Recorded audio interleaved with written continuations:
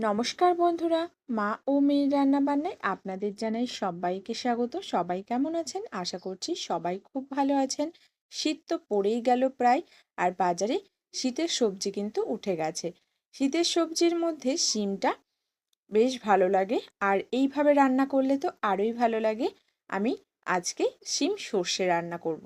প্রথমে শিমটা ভালো করে কেটে ধুয়ে নিয়েছি। এবার কড়াইতে তেল দিয়ে কালো জিরে আর কাঁচা লঙ্কা ফোড়ন দিয়ে দিয়েছি। ফোড়নটা ভালো করে একটু নেড়ে চেড়ে ভেজে নিচ্ছি। এবার দিয়ে দেব কেটে ধুয়ে রাখা শিমটা। আমার চ্যানেলে নতুন বন্ধু হয়ে থাকলে চ্যানেলটি সাবস্ক্রাইব করে আমার পাশে থাকার অনুরোধ রইল।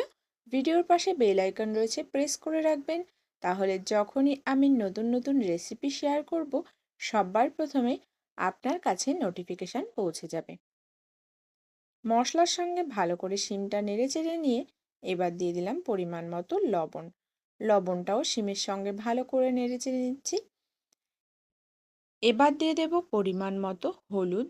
হলুদটা দিয়েও ভালো করে শিমের সঙ্গে নেড়ে চেড়ে মিলিয়ে নিচ্ছি।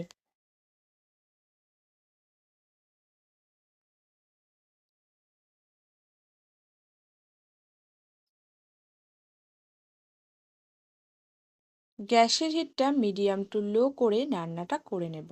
একটু ঢাকা দিয়ে দিচ্ছি। ঢাকা দিয়ে এবার ঢাকাটা খুলে নেড়ে চেড়ে দেখে নিচ্ছি যে কতটা সেদ্ধ হয়েছে। খুব বেশি কিন্তু জল দেবার প্রয়োজন নেই। অল্প কিছুটা জল দিয়ে শিমটাকে সেদ্ধ করে নেব।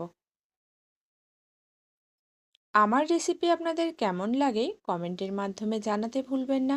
যদি ভালো লাগে অবশ্যই একটা লাইক করবেন, আর একবার বাড়িতে বানিয়ে দেখুন, খুবই ভালো লাগবে।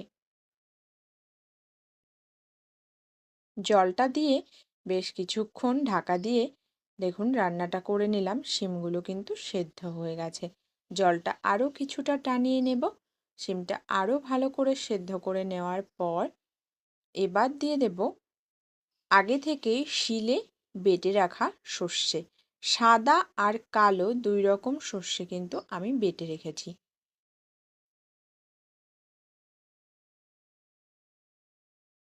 এবার বেটে রাখা সর্ষেটা দিয়ে দিলাম। সর্ষে দিয়ে খুব বেশিক্ষণ রান্না করার প্রয়োজন নেই। সর্ষেটা ভালো করে শিমের সঙ্গে নেড়েচেড়ে মিলিয়ে নিয়ে বেশ কিছুক্ষণ রান্নাটা করে নামিয়ে দেব। নামানোর আগে একটু কাঁচা সর্ষের তেল দেব। এই কাঁচা সর্ষের তেল কিন্তু এই সর্ষে বা পোস্ত জাতীয় রান্নাতে খুব ভালো লাগে। রান্নাটা সম্পূর্ণ হয়ে এসেছে, এবার নামিয়ে নিচ্ছি। আজকের মতন এই পর্যন্ত। দেখা হচ্ছে অন্য কোনো রেসিপিতে। ততক্ষণের জন্য সবাই ভালো থাকবেন, সুস্থ থাকবেন। ধন্যবাদ।